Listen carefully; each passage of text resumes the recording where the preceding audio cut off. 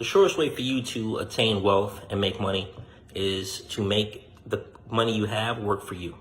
So many of us are raised to believe that we have to work hard for our money, and we take a lot of pride in it. And while there's nothing wrong with that, most of us don't get ahead because we don't make our money work for us, right? When you're, how can I put this? This is my segue into telling you that you should start investing in stocks, right? And I am telling you that because now, more than recently, is this month in particular is a good time to invest in a pretty solid stock. And the stock I'm talking about is Apple. Again, I want to reiterate, I am not a professional. I'm not licensed, and take this advice at, your own risk, right? But Apple is going to do a 4-to-1 split on August the 24th of this year, which means if you own 1 share of stock in Apple right now, on the 24th, that will become 4 shares of stock.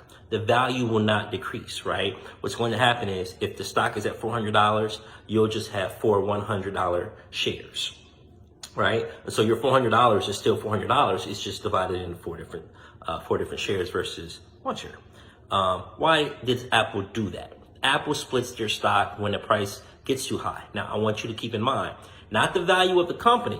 The value of the company is extremely high, and that's a good thing. That's what drives the stock up.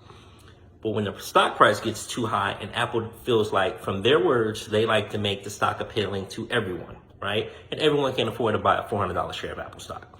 But everybody can pretty much afford to buy a $100 share of Apple stock. So this is why they're doing a split, right? And so for you beginning investors, what does it mean for you? It means that if you can save $100 by the 24th and open a brokerage account, you can own a piece of Apple, right? And that's a good way to start to get your foot in the door with investing.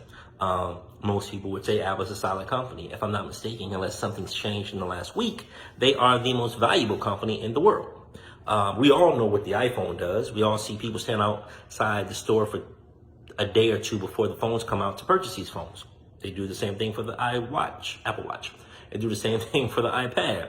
They do the same thing for the MacBook, right? This is a company that over the last couple of decades, primarily this last decade with the iPhone, has released a new product every year with the price increasing every year, and yet still the demand is through the roof.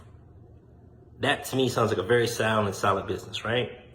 So in addition to their other products and services, you can Google everything else that they're into and see. But more importantly, you can understand that these guys have somewhat of a cult following. They have a core customer base that is unwavering, that supports that company through thick and thin. And so their profits mainly stay pretty high and pretty consistent. So this is a company that most people would say is a good company to invest in.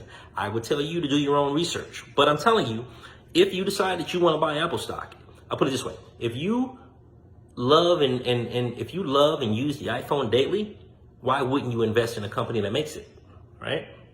Okay, simple enough, right? Fine. So now, figure out how to open up a brokerage account. It's pretty straightforward. I think I even posted some videos a couple years ago. You might see them on YouTube, but if not, other people have videos. I'm not recommending a brokerage account, a brokerage company for you.